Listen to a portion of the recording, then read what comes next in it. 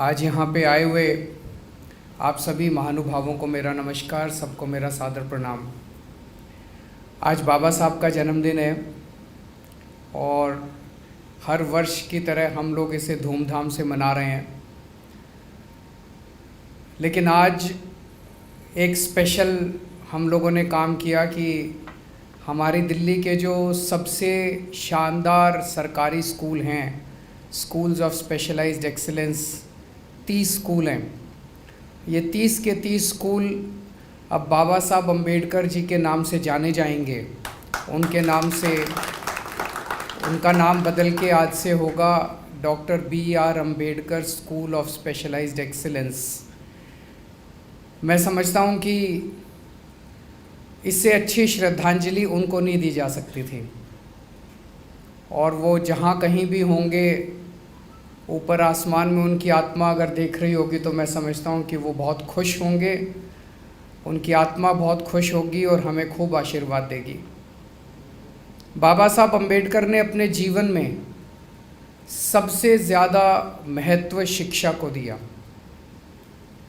एक बहुत गरीब घर में पैदा हुए थे। मैं ये उनके जीवन की बातें कई जगह बता चुका, लेकिन मैं फिर भी रिपीट करूँगा क्योंकि ये बहुत प्रेरणा देने वाली बातें हैं। वो एक बहुत गरीब घर में पैदा हुए। घर में खाने को भी रोटी नहीं थी 3 टाइम की। बहुत ज़्यादा छुआछूत थी उन दिनों में। स्कूल में जाते थे तो क्लास के बाहर बिठा दिया जाता था उस जाति के लोगों को। उस बैकग्राउंड से आके वो 1913-14 में कोलंबिया यूनिवर्सिटी PhD करने के लिए गए। मैं कई बार सोचता हूँ कि आज के ज़माने में भी, और उसके बाद कोलंबिया यूनिवर्सिटी से PhD करने के बाद उन्होंने लंदन स्कूल ऑफ इकोनॉमिक्स से उन्होंने दूसरी डॉक्टरेट की। 2 डॉक्टरेट विदेशी यूनिवर्सिटीज़ से उन दिनों में की। मैं सोचता हूँ आज के ज़माने में भी जब हमारे पास सारे साधन हैं, सब कुछ है, आज के ज़माने में भी लंदन स्कूल ऑफ इकोनॉमिक्स में एडमिशन लेना अपने आप में बहुत बड़ी बात है। और 1913-14 में उन्होंने लंदन स्कूल ऑफ इकोनॉमिक्स में ना केवल एडमिशन लिया, स्कॉलरशिप ली और वहाँ से पढ़ाई करके आए।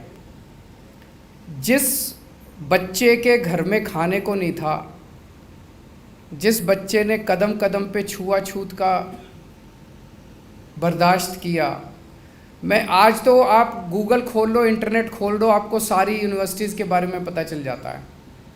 आपको इंटरनेट के ऊपर सारी यूनिवर्सिटीज़ के फॉर्म डाउनलोड करने को मिल जाते हैं। उस ज़माने में तो इंटरनेट भी नहीं था। उस बच्चे को बताया किसने होगा कि कोई कोलंबिया यूनिवर्सिटी भी है? उस बच्चे को बताया किसने होगा कि वो लंदन स्कूल ऑफ, उसका फॉर्म कहाँ से लाया होगा वो बच्चा? मैं तो ये सारी चीज़ें सोच सोच के हैरान रह जाता हूँ कि उस शख्स ने अपनी ज़िंदगी में क्या क्या हासिल नहीं किया। तो कई बार मैं सोचता हूँ कि पिछले 100 साल में भारत ने जितने 100-150 साल में भारत ने जितने सपूत पैदा किए, सबसे महान उनमें भीमराव अम्बेडकर जी थे। उनका सपना था, उन्होंने खुद अच्छी से अच्छी शिक्षा हासिल की और उनका सपना था कि भारत जब आज़ाद होगा तो हमारे देश के बच्चों को, चाहे गरीब का बच्चा हो चाहे अमीर का बच्चा हो, हमारे देश के हर बच्चे को अच्छी से अच्छी शिक्षा मिलनी चाहिए।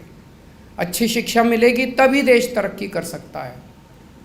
लेकिन पिछले 70 साल के अंदर, 75 साल के अंदर आज़ादी के बाद हमारे देश में 2 तरह की शिक्षा प्रणाली शुरू हो गई। एक शिक्षा प्रणाली थी पैसे वालों के लिए और एक शिक्षा प्रणाली थी गरीबों के लिए। गरीबों के बच्चे सरकारी स्कूल में पढ़ते थे, पैसे वालों के बच्चे प्राइवेट स्कूलों में पढ़ते थे। सरकारी स्कूलों को जानबूझ के 75 साल में और ख़राब और ख़राब और ख़राब कर दिया गया। किसी के पास 2 पैसे भी बेचारा अगर समेट लेता था, बचा लेता था, तो अपने प्राइवेट स्कूल में पढ़ाता था। जब हमारी सरकार बनी, हमारे पास 2 मॉडल थे। कई लोग मुझे आके कहते थे कि आप एक कानून पास कर दो कि IAS अफसरों के, मंत्रियों के, नेताओं के बच्चों को सरकारी स्कूल में डलवाया जाए। बोले जी देखो, अगर सारे IAS अफसरों के और मंत्रियों के इनके बच्चे सरकारी स्कूल में जाने लगेंगे तो अपने आप ही ठीक हो जाएंगे। मैंने कहा हम ये मॉडल लागू नहीं करेंगे, हम दूसरा मॉडल लागू करेंगे। हम सरकारी स्कूलों को इतना अच्छा बना देंगे कि ये सारे लोग अपने आप अपनी इच्छा से अपने बच्चों को सरकारी स्कूल में भेजना चालू करें। जब हमने ये सोचा था और इस भावना को लागू किया, हमें उम्मीद नहीं थी कि इतनी जल्दी हम ये अचीव कर पाएंगे। 5 साल की सरकार में ही हम अचीव कर पाएंगे। 75 साल तक बाकी ये सारी पार्टियां, सारी सरकारें नहीं कर पाईं। हमें लगता था काफ़ी टाइम लगेगा, लेकिन आप सब लोगों का, टीचर्स का सहयोग मिला, पेरेंट्स का सहयोग मिला, जनता का सहयोग मिला, बच्चों का सहयोग मिला, प्रिंसिपल्स का सहयोग मिला, आप सब लोगों के ऑफिसर्स का सहयोग मिला। आप सब लोगों के सहयोग से हम लोगों ने इसे 5 साल के अंदर हम सब ने मिलके दिल्ली के स्कूलों को, सरकारी स्कूलों को इतना शानदार बना दिया। तो आज हालत ये है कि हमारे कई एमएलए ऐसे हैं जिनके बच्चे, हमने उनको फोर्स नहीं किया, वो इच्छा से अपने बच्चों को सरकारी स्कूल में पढ़ा रहे हैं। मैं कई वकीलों को जानता हूँ जिनके पास खूब पैसा है, वो अपने बच्चों को इच्छा से सरकारी स्कूलों में, इस साल 3.25 लाख बच्चों ने अपने नाम प्राइवेट स्कूलों से कटवा के सरकारी स्कूलों में भर्ती करवाया। तो मुझे बेहद खुशी है कि बाबा साहब अम्बेडकर का जो सपना था कि इस देश के गरीब और अमीर बच्चों को एक जैसी अच्छी शिक्षा मिलनी चाहिए, वो सपना अब पूरा हो रहा है। एक दूसरी बात बड़ी अच्छी हो रही है आजकल इन दिनों में। पहले राजनीति हमारे देश में इतनी ख़राब हो गई है, इतनी खराब, गाली गलौज, गुंडागर्दी, ये वो, इतना कई बार तो लगता है यार ये क्या हो रहा है, ऐसे थोड़ी देश आगे बढ़ेगा। लेकिन पिछले कुछ महीनों से एक अच्छी बात हो रही है, राजनीति के अंदर स्कूलों की बात होने लगी है, आपस में कंपटीशन होने लगा है। दिल्ली में कहते हैं, हम लोग कहते हैं हमारे स्कूल बड़े अच्छे, वो कहते हैं इनके स्कूल बड़े गंदे। हरियाणा में हम कहते हैं इनके स्कूल बड़े गंदे, वो कहते हैं अपने पहले दिल्ली के स्कूल देखो। फिर गुजरात में हम जाके कहते हैं देखो इनके स्कूल बड़े ख़राब, वो कहते हैं अपने दिल्ली के स्कूल संभालो।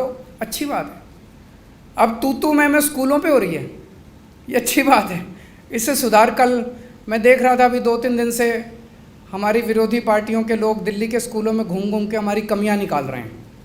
तो एक एमपी को मैंने देखा, एक बाथरूम में गया, बाथरूम में एक टाइल टूटी पड़ी थी, उसके सामने खड़े होकर उसने फ़ोटो खिंचवाई, देखो केजरीवाल के स्कूलों का क्या हाल है, टाइल टूटी पड़ी है। तो मैंने कहा इनका बुरा नहीं मानना, मैंने ऑर्डर किया भाई ये टाइल लगवाओ, तो हमने टाइल लगवाई। फिर एक एमपी को देखा, वो बोला देखो केजरीवाल, वो एक दीवार पे वाइट वॉश नहीं हुई पड़ी थी, बोला देखो केजरीवाल की दीवार कितनी ख़राब है, तो हमने दीवार ठीक कराई। तो वो कहते हैं निंदक नियरे राखिए, तो जो जो कमियां निकालेंगे, हम इनकी बुराई नहीं करेंगे, हम वो सारी, हमने तो कहा इनको कि जो जो कमियां, आप घूमो स्कूलों में, हम कई राज्यों में जाते हैं उनके स्कूल देखने के लिए। मनीष सिसोदिया जी 2-3 राज्यों में गए तो उन्होंने इनको गिरफ्तार कर लिया, क्या ज़रूरत है भाई गिरफ्तार करने की। हम तो कहते हैं भाई आओ देखो, हमारे बिना ही चले जाओ, देखो सारे स्कूल देखो, कमियां निकालो हमारी, हम उन कमियों को ठीक करेंगे। तो ये बहुत बड़ी आज बाबा साहब अम्बेडकर को हम श्रद्धांजलि दे रहे हैं कि देश की राजनीति में शिक्षा एक बहुत बड़ा मुद्दा बनता जा रहा है, स्कूल बहुत बड़ा मुद्दा बनता जा रहा है। अब जो नैरेटिव है राजनीति का, वो धीरे धीरे शिक्षा और स्वास्थ्य के ऊपर शिफ्ट हो रहा है। मैं एक बार फिर आज आप सब लोगों को बाबा साहब अम्बेडकर के जन्मदिन के अवसर पे बहुत बहुत बधाई देता हूँ, और सभी टीचर्स को मैं बधाई देता हूँ, शुक्रिया अदा करता हूँ दिल्ली के लोगों की तरफ से कि जितना शानदार आप लोग काम कर रहे हैं, पूरे देश को आप पे गर्व है। Thank you.